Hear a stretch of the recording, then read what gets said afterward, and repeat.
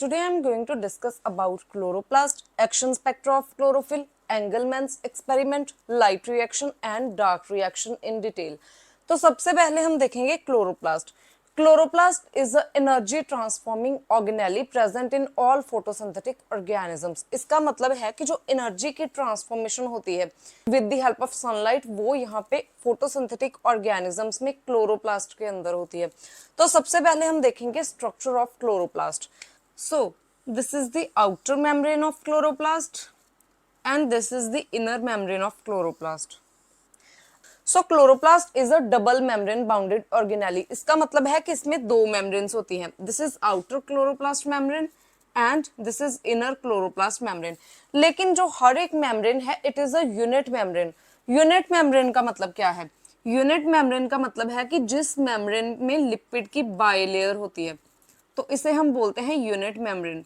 अब क्लोरोप्लास्ट में जो दोनों मेम्ब्रेन्स हैं इनमें लिपिड की बाइलेयर प्रेजेंट है. ये भी बाइलेयर है और इसमें भी बाइलेयर है. सो दैट्स वाई दो मेम्ब्रेन्स हैं और दोनों यूनिट मेम्ब्रेन्स हैं. नाउ ये तो होगी मेम्ब्रेन्स की बात. अब इसके आगे जो क्लोरोप्लास्ट का ल्यूमन है इसे हम बोलते हैं स्ट्रोमा. उसके बाद क्लोरोप्लास्ट के अंदर थाइलेकॉइड्स प्रेजेंट होते हैं. These are called the thylakoids. और जब थाइलेकॉइड एक स्टाक पे अरेंज होते हैं तो इसे हम बोलते हैं ग्रेना.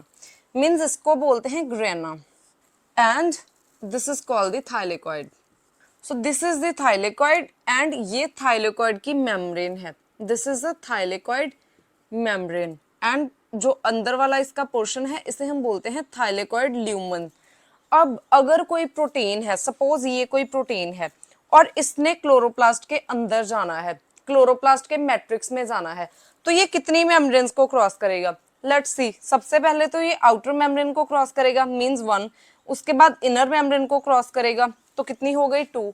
इसके बाद ये इसके ल्यूमन में जाने के लिए जो थाइलेकॉइड मेम्ब्रेन है इसको भी क्रॉस करेगा.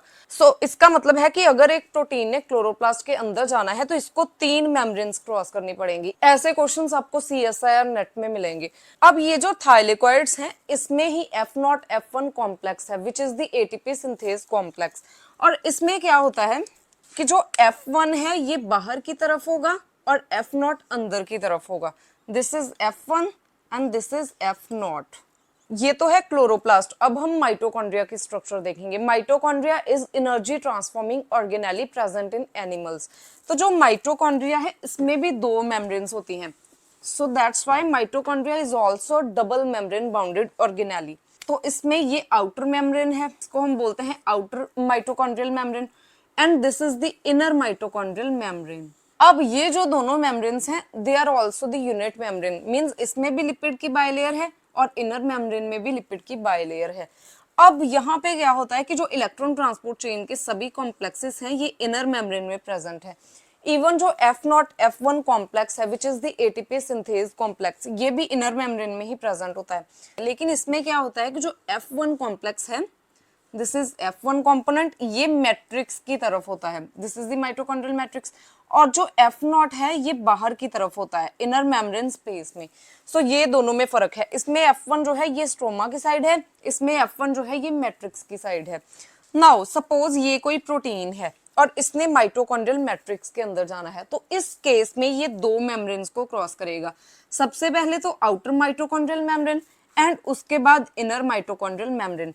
तो दोनों स्ट्रक्चर में यही डिफरेंस है. ऐसे क्वेश्चंस आते हैं आपको नेट के एग्जाम में. आप कई बार कंफ्यूज हो जाते हैं कि इस केस में क्लोरोप्लास्ट में भी जो अगर प्रोटीन ने अंदर जाना है तो ये दो मेम्ब्रेन्स को क्रॉस करेगा. नहीं, यहाँ पे ये 1, 2 एंड 3 मेम्ब्रेन्स को क्रॉस करेगा, जबकि माइटोकॉन्ड्रिया में ये सिर्फ 2 मेम्ब्रेन्स को क्रॉस करेगा.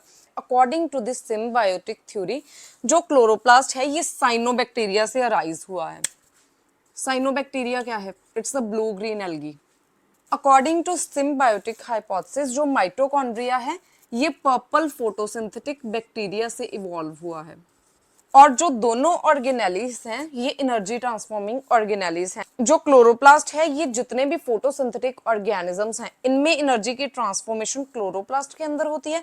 और जो नॉन फोटोसिंथेटिक ऑर्गेनिजम्स हैं जैसे कि एनिमल्स हो गए इसमें जो एनर्जी की ट्रांसफॉर्मेशन है या फिर एनर्जी की सिंथेसिस है ये माइटोकॉन्ड्रिया के अंदर होती है.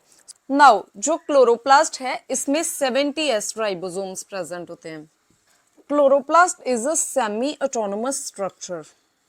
अब जो क्लोरोप्लास्ट है इनमें जेनेटिक मटेरियल होता है, एंड जो जेनेटिक मटेरियल है it is a double stranded DNA, mostly in a circular form, so that's why it's a circular double stranded DNA. और इसमें जो जेनेटिक मटेरियल है विच इज अ डीएनए, इसकी multiple copies हो सकती हैं। नाउ अब हम देखेंगे इनहेरिटेंस इन क्लोरोप्लास्ट। जो क्लोरोप्लास्ट है ये नॉन मेंडेलियन इनहेरिटेंस शो करता है। नॉन मेंडेलियन इनहेरिटेंस का मतलब है कि it is a uniparental organelle and it show maternal inheritance. इसका मतलब है कि ये मदर से पास होता है आगे ऑफस्प्रिंग में, जो क्लोरोप्लास्ट है। अब जो माइटोकॉन्ड्रिया है उसमें भी सेम ही है, वो भी नॉन मेंडेलियन इनहेरिटेंस शो करता है, यूनिपेरेंटल होता है और उसमें भी मैटरनल इनहेरिटेंस होती है। So this is all about the important information about chloroplast. अब हम डिस्कस करेंगे absorption spectra for different photosynthetic pigments. तो जितने भी फोटोसिंथेटिक पिगमेंट्स हैं ये mostly visible region and infrared reason में अपना एब्जॉर्प्शन शो करती हैं। एंड सभी फोटोसिंथेटिक पिगमेंट्स अपना एब्जॉर्प्शन स्पेक्ट्रा शो करती हैं 390 नैनोमीटर से लेके 740 नैनोमीटर तक। तो इसका मतलब है कि जितनी भी फोटोसिंथेटिक पिगमेंट्स हैं वो इसी रेंज के अंदर अपना एब्जॉर्बेंस स्पेक्ट्रा शो करती हैं। तो सबसे पहले हम देखेंगे absorption spectra for chlorophyll A. तो जो क्लोरोफिल ए है, this side wavelength and this side absorbance. तो जो क्लोरोफिल ए है ये 430 nanometer, this is 430 nanometer and 660 nanometers पे अपना एब्जॉर्बेंस स्पेक्ट्रा शो करती है, this is 660 nanometer. This absorption spectra is for chlorophyll A. Chlorophyll A, तो जो क्लोरोफिल बी है ये 460 एंड 645 इन 2 नैनोमीटर वेवलेंथ पे अपना एब्जॉर्प्शन स्पेक्ट्रा शो करती है। So this is the 460 nanometer and this is 645 nanometer. अब यहाँ पे दो टर्म्स हैं, फर्स्ट तो है एब्जॉर्प्शन स्पेक्ट्रा। जो एब्जॉर्प्शन स्पेक्ट्रा है इसका मतलब है कि किस वेवलेंथ पे जो फोटोसिंथेटिक पिगमेंट है वो सबसे ज्यादा एब्जॉर्बेंस शो करती है, ये तो है एब्जॉर्प्शन स्पेक्ट्रा। अब दूसरा है एक्शन स्पेक्ट्रा। एक्शन स्पेक्ट्रा का मतलब है कि किस वेवलेंथ पे जो फोटोसिंथेटिक पिगमेंट है वो सबसे ज्यादा एक्टिवली फोटोकेमिकल रिएक्शन परफॉर्म करती है। जो फोटोकेमिकल रिएक्शन है ये फोटोकेमिकल रिएक्शन सेंटर में हो रही है, और फोटोकेमिकल रिएक्शन सेंटर में सबसे ज्यादा प्रोमिनेंट पिगमेंट कौन सी है, क्लोरोफिल ए। इवन जो क्लोरोफिल ए है यही सिर्फ यही प्रेजेंट होती है फोटोकेमिकल रिएक्शन सेंटर में, और बहुत रेयर केसेस में क्लोरोफिल डी भी प्रेजेंट होती है। तो इसलिए हम क्लोरोफिल ए की बात करेंगे। तो अभी हमने एब्जॉर्बेंस स्पेक्ट्रा देखा क्लोरोफिल ए का, ये 430 nanometer wavelength and 660 nanometer wavelength पे सबसे ज्यादा एब्जॉर्बेंस शो करती है। इसका मतलब है कि जिस वेवलेंथ में ये सबसे ज्यादा एब्जॉर्बेंस शो करेगी उसी वेवलेंथ में ये सबसे इफेक्टिवली फोटोकेमिकल रिएक्शन को भी परफॉर्म कर पाएगी। तो इसका मतलब है कि जो क्लोरोफिल ए है इसका एब्जॉर्बेंस स्पेक्ट्रा और एक्शन स्पेक्ट्रा सेम वेवलेंथ पे होगा, that is 430 nanometer and 660 nanometer. इसका मतलब है कि 430 नैनोमीटर एंड 660 नैनोमीटर इसी वेवलेंथ की रेंज में ये सबसे ज्यादा एब्जॉर्बेंस शो करेगी और इसी वेवलेंथ में ये सबसे इफेक्टिवली फोटोकेमिकल रिएक्शन को परफॉर्म कर पाएगी। अब हम देखेंगे action spectra for photosynthetic organisms. तो जो फोटोसिंथेटिक ऑर्गेनिजम्स हैं इनमें एक एंटीना कॉम्प्लेक्स है और यहाँ पे एक फोटोकेमिकल रिएक्शन सेंटर है। जो फोटोकेमिकल रिएक्शन सेंटर है इसमें क्लोरोफिल ए प्रेजेंट होता है और इसमें मिक्स्ड पिगमेंट्स होती हैं, बहुत सारी पिगमेंट्स हो सकती हैं इसमें। ये क्या करता है, लाइट को एब्जॉर्ब करता है। तो जब लाइट की एब्जॉर्प्शन होती है और लाइट पास होती है फोटोकेमिकल रिएक्शन सेंटर में, तो यहाँ पे जो वाटर है ये इलेक्ट्रॉन्स को डोनेट करता है फोटोकेमिकल रिएक्शन सेंटर को, और जब यहाँ से इलेक्ट्रॉन्स पास होते हैं तो यहाँ से ऑक्सीजन की प्रोडक्शन होती है इन द फोटोसिंथेटिक ऑर्गेनिजम्स। उसके बाद जो फोटोकेमिकल रिएक्शन सेंटर है ये इलेक्ट्रॉन्स को पास करता है फियोफाइटिन में। तो जितने भी ऑक्सीजनिक फोटोसिंथेटिक ऑर्गेनिजम्स हैं जब इनमें फोटोकेमिकल रिएक्शन सेंटर में फोटोकेमिकल रिएक्शन होती है तो यहाँ पे ऑक्सीजन की प्रोडक्शन होती है। नाउ अब हम देखेंगे एंगलमैन्स एक्सपेरिमेंट। तो एंगलमैन ने फिलामेंटस एल्गी को ग्रो किया, which is the spirogyra. This is the spirogyra. और सेम वेसल में इन्होंने कुछ ऑक्सीजन सीकिंग बैक्टीरिया को भी ग्रो किया, मींस वो बैक्टीरिया जो कि ऑक्सीजन को यूज करते हैं। These are the oxygen seeking bacterias. तो इन्होंने लाइट सोर्स के आगे एक प्रिज्म को प्लेस किया। जो प्रिज्म है ये व्हाइट लाइट को स्कैटर करता है into the different wavelengths of light, that is called the VIBGYOR. VIBGYOR का मतलब है violet, indigo, blue, green, yellow, orange and red. अब ये सभी डिफरेंट वेवलेंथ्स की लाइट हैं। तो इन्होंने ऑब्जर्व किया कि जो ऑक्सीजन सीकिंग बैक्टीरिया है ये रेड लाइट के रीजन में और ब्लू लाइट के रीजन में अकोमुलेट हो रहा है। अब जो ऑक्सीजन सीकिंग बैक्टीरिया है ये उसी जगह पे अकोमुलेट होगा जहां पे ऑक्सीजन की प्रोडक्शन होगी। अब जो क्लोरोफिल है ये रेड एंड ब्लू रीजन में अपनी एब्जॉर्बेंस शो करती है और इसी रीजन में इसका एक्शन स्पेक्ट्रा होता है। और इसका मतलब है कि इसी रीजन में ये सबसे ज्यादा फोटोकेमिकल रिएक्शन परफॉर्म कर रही है, मींस फोटोसिंथेसिस इसी रीजन में हो रही है। तो इसी रीजन में ऑक्सीजन जो है ये सबसे ज्यादा लिबरेट होगी। तो इसी कारण जो ऑक्सीजन सीकिंग बैक्टीरिया है ये इसी रीजन में, इन्हीं दोनों रीजन्स में अकोमुलेट होता है। इस एक्सपेरिमेंट से ये प्रूव हुआ कि जो रेड रीजन है और ब्लू रीजन है, क्लोरोफिल ए इसी रीजन में अपना absorbance and action spectra show करती है। इसका मतलब है कि रेड एंड ब्लू रीजन में ही फोटोकेमिकल रिएक्शन हो रही है और इसी रीजन में जो फोटोसिंथेसिस है ये सबसे ज्यादा एक्टिवली परफॉर्म होती है। So this is all about the Engelmann's experiment. Oxygenic photosynthetic organisms में दो फोटोसिस्टम्स होते हैं जो कि फोटोसिंथेसिस में हेल्प करते हैं। फर्स्ट तो है photosystem 1 and second is photosystem 2। तो अब हम देखेंगे location of photosystem 1 and photosystem 2। अब ये एक थाइलेकॉइड है and this is a thylakoid stack which is called the grana. तो क्लोरोप्लास्ट में बहुत सारे ग्रेनास प्रेजेंट होते हैं।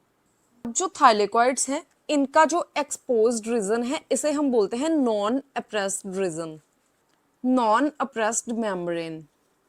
और जो इसका ये वाला रीजन है जो कवर्ड है, मींस क्लोज्ड रीजन है, इसको हम बोलते हैं अप्रेस्ड रीजन और अप्रेस्ड मेम्ब्रेन।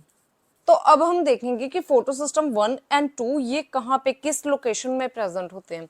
तो सबसे पहले जो फोटोसिस्टम 1 है ये नॉन अप्रेस्ड रीजन में प्रेजेंट होता है, मींस इस रीजन में फोटोसिस्टम 1 प्रेजेंट होता है जो कि एक्सपोज्ड रीजन है। उसके बाद जो फोटोसिस्टम 2 है ये नॉन अप्रेस्ड रीजन में प्रेजेंट होता है, मींस जो क्लोज्ड रीजन है इसमें प्रेजेंट होगा। तो जो ग्रेना थाइलेकॉइड है इसमें दो तरह के फोटोसिस्टम्स होते हैं, क्योंकि इसमें अप्रेस्ड एंड नॉन अप्रेस्ड दोनों रीजन है। तो इसमें फोटोसिस्टम 1 एंड फोटोसिस्टम 2 दोनों प्रेजेंट होंगे। जबकि जो स्ट्रोमा थाइलेकॉइड है इसमें ओनली फोटोसिस्टम 1 प्रेजेंट होता है, क्योंकि इसमें नॉन अप्रेस्ड रीजन है, अप्रेस्ड रीजन प्रेजेंट नहीं है। So this is all about the photosystem 1 and photosystem 2 location. अब हम लास्ट में डिस्कस करेंगे light reaction and dark reaction, इनमें क्या डिफरेंस है। जो लाइट रिएक्शन है इसको लाइट डिपेंडेंट फेज भी बोला जाता है और जो डार्क रिएक्शन है इसको लाइट इंडिपेंडेंट फेज भी बोला जाता है, क्योंकि इस रिएक्शन में लाइट का कोई रोल नहीं होता जबकि इस रिएक्शन में लाइट का रोल है। अब सबसे पहले जो लाइट रिएक्शन है इसमें फोटोकेमिकल रिएक्शन होती है और हमें पता है कि जो फोटोकेमिकल रिएक्शन है ये लाइट की वजह से ही होती है। जब एंटीना कॉम्प्लेक्स लाइट को एब्जॉर्ब करता है और पास करता है फोटोकेमिकल रिएक्शन सेंटर में तभी वहां पे फोटोकेमिकल रिएक्शन होती है। तो ये लाइट की प्रेजेंस में हो रही है इसलिए इसको बोला जाता है लाइट रिएक्शन। अगर हम डार्क रिएक्शन में देखें तो यहाँ पे ओनली केमिकल रिएक्शन होती है।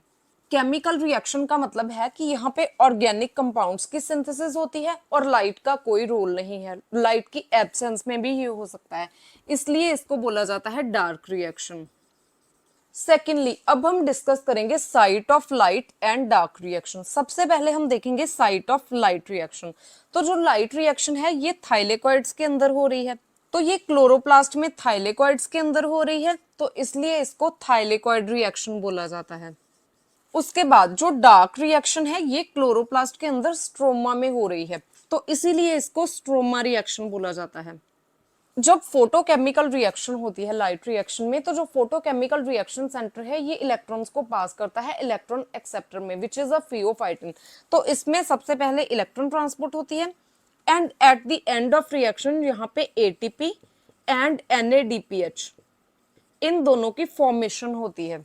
अब जो डार्क रिएक्शन है ये एटीपी एंड NADPH को यूज करती है। यहाँ पे क्या होता है कि जब कार्बन डाइऑक्साइड इसकी ऑक्सीडेशन होती है in the presence of ATP and NADPH, तो यहाँ पे ऑर्गेनिक कंपाउंड्स की सिंथेसिस होती है। अब ये जो ऑर्गेनिक कंपाउंड है ये ट्राइओस फॉस्फेट हो सकता है या कोई भी ऑर्गेनिक कंपाउंड।